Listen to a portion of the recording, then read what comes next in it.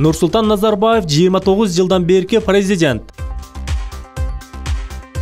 Қазақстандың президенті Нурсултан Назарбаев бүгін 14 мартқа қарата қазақ еліне қайырылуу жасады. Анын алқағында отставкасы туралы жариялады. Қазақстандықтар, бардығын сіздер менен бирге жасадық. Бардық шайлоолордо мени колдодуңуздар. Мына ушундай мамлекеттин президенти болуу бакыт. Сіздерге чынчылдык жана ишеним менен кызмат кылдым, деди Нурсултан Назарбаев. Нурсултан Назарбаев 1940 жылы 6 июльде Алматы облусунун Карасай районунун Шамалган айылында жарыкка келген. Ал Қазақстанды 1990 жылдан тарта башкарып келе жатат. Ал эми 2015 жылы 5-мөөнөткө кайрадан шайланган. Президент Нурсултан Назарбаев тууралуу архивдеги маалыматтар. Нурсултан Назарбаев китеп окуганды жакшы көрөт. Өзүнүн айтымында, ал негизинен иште жардам бере турган адабияттарды көп окуган. Қазақстанда биринчи президенттин күнү 2012 жылдан бери 1 декабрда белгиленип келет. 1991 жылы 10 декабрда Казак Республикасынын 12 чакырылыштагы Жогорку Советинин жыйынында өлкөнүн биринчи президенти Нурсултан Назарбаев өзүнүн инаугурациялык сөзү менен чыккан.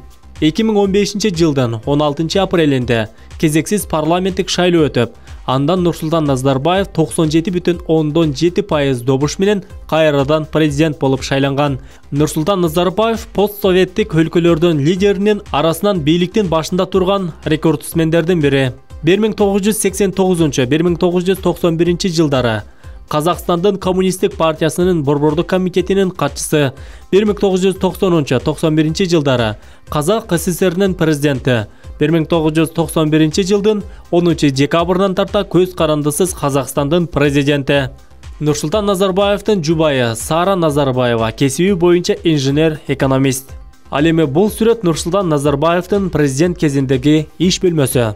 Қазақстандын президенти Нурсултан Назарбаевдин спорт залда машыгып жаткан учурларынан үзүндүлөр коштолгон видеороликтер Қазақстандык маалымат айдыңдарына жарыяланып, элдер Facebook баракчасына жарыялап бөлүшүп жатышат. Ал эми бул президенттин катышуусундагы архивдик видеолор. Анда неберелери менен 1999 жылы деп аталган видеоролик да жарыяланды. Қазақстандын президентинин 3 кызы жана 10го жакын небереси бар. Ардактуу YouTube көрөрмандар, сиздер да сунуш пикирлер, оюңуздар болсо комментарий калтырып жазсаңыздар болот. Қазақстандын президенти Нурсултан Назарбаев өлкөнү 29 жылдан бери башкарып, кандай ийгиликке жетише алды жана ошондой эле Борбордук Азияда кандай авторитетке ээ боло алды. Бул тууралуу да маалыматтарды билген болсоңуздар калтырып кетсеңиздер болот. Жана ошондой эле коңшу өлкөнүн президентинин Кыргызстандагы президенттерден артыкчылыктары туурасында дагы пикирлериңиздерди калтырып кетсеңиздер болот.